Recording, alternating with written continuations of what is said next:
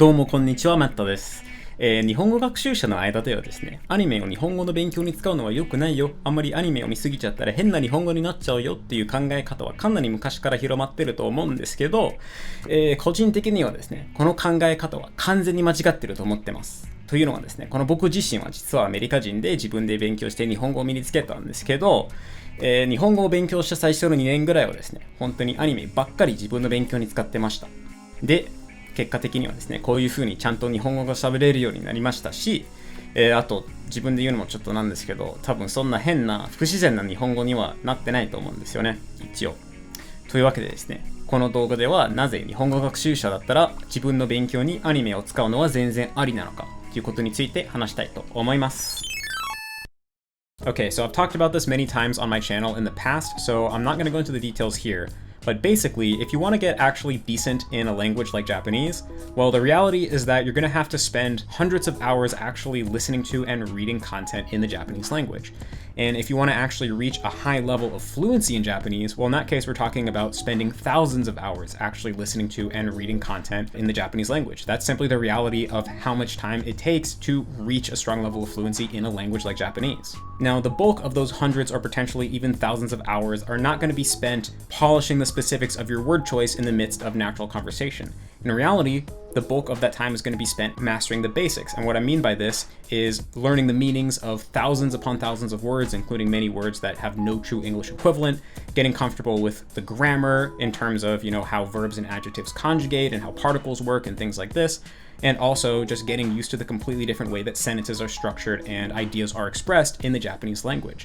And when I talk about mastering the basics, I don't just mean learning these things, but I mean internalizing them to the point where you can hear spoken language, which oftentimes is spoken at a rate of over 2 words per second, and actually break it down and understand what's going on in real time with no thinking or time delay or lag or anything like that, because that is actually a prerequisite of being able to fully participate in full-speed Japanese conversations. And so the bulk of the language learning process is going to be spent mastering the basics. And these basics are actually going to be largely shared across all different specific domains of Japanese. So whether we're talking about the Japanese that's used in anime versus Japanese dramas versus the news versus variety shows versus just natural everyday unscripted conversation, all of these fundamentals in terms of how particles are used and how verbs conjugate and what words mean and how sentences are structured are going to be the same. And when you really think about it, it kind of has to be this way because to take anime, for example, anime is made by native Japanese speakers for other native Japanese speakers. And so just the fact that your average Japanese person on the street is able to understand the Japanese within anime without any sort of special study or work signifies that the Japanese being used isn't that far removed from natural everyday Japanese. Otherwise, Japanese people wouldn't be able to understand it. In reality, the differences between anime Japanese and so-called real-life Japanese are mostly surface level things, such as first-person pronouns and sentence enders and exaggerated enunciation. These are kind of just surface level dressings to give anime Japanese a certain type of flavor, but beneath that surface level dressing, all of the fundamentals are actually the same. So basically, even if hypothetically you learned Japanese entirely through anime, realistically, it would only take you a few weeks of listening to natural unscripted Japanese in order for you to learn how to shift the surface level features of your own speech to match that of natural everyday unscripted Japanese. いや、僕の場合は本当にその通りでした。というのは、さっき言ったみたいに、日本語を勉強した最初の2年ぐらいは本当にアニメとかを自分の勉強に使いまくってたんで、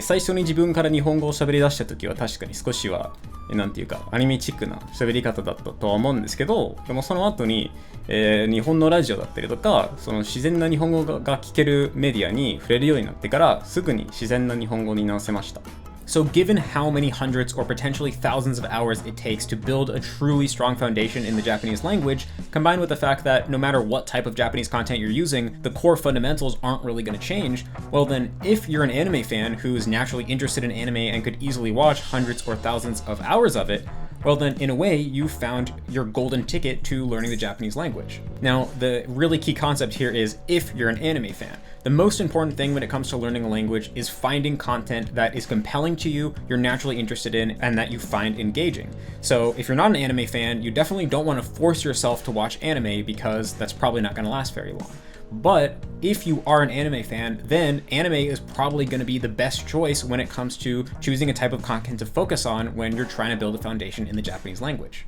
Now, something very important to touch on is that when I say learn Japanese from anime, I'm not talking about just sitting down on your couch and watching your favorite anime with English subtitles. Most of the people watching this probably know that that is not a very effective way to learn a language. What I'm talking about is watching anime either with no subtitles at all, or ideally with Japanese language subtitles that match all of the dialogue, because this way you'll be able to use a pop-up dictionary to quickly look up the meaning of any words that you don't know yet, and it'll also make it easy to take whatever new words or phrases you learn and turn them into Anki cards, which will allow you to efficiently grow your knowledge of grammar and vocabulary. Now, I already have many videos on this channel where I cover the specifics of how I recommend going about studying, so I'm not going to go into that here, but if you're curious, I'll put a few recommended videos in the description for you guys to check out. Okay, so in conclusion, is it possible to learn Japanese from anime?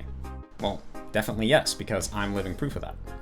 But should you learn Japanese from anime? Well, that depends. Do you like anime? If so, then yeah, you probably should. If not, then you probably shouldn't. But most importantly, will using anime as your primary resource for the beginner and intermediate stages of learning Japanese forever doom you to talk like an awkward, unnatural anime character whenever you try to speak the language?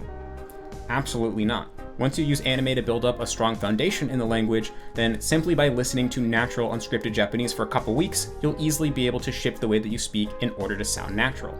最初は信じられないかもしれないんですけど、僕がその証拠です。So that's about it for this video, but next week I'm actually going to be putting out a part 2 to this video where I explore in depth some of the particular facets of the Japanese that's used within anime and kind of talk more about how this idea that it's super unnatural is pretty overblown. And I'm also going to be talking about how in certain regards anime is actually quite ideal as a type of content to learn a language from. So if you're interested in Japanese and have at least a little bit of interest in anime as well, then please subscribe to the channel so that you guys can check that out. And if you're not learning Japanese and don't care about anime, but for some reason have still made it this far in this video, then please consider subscribing as well, because after next week, I'm going to be going back to my largely language agnostic language learning content.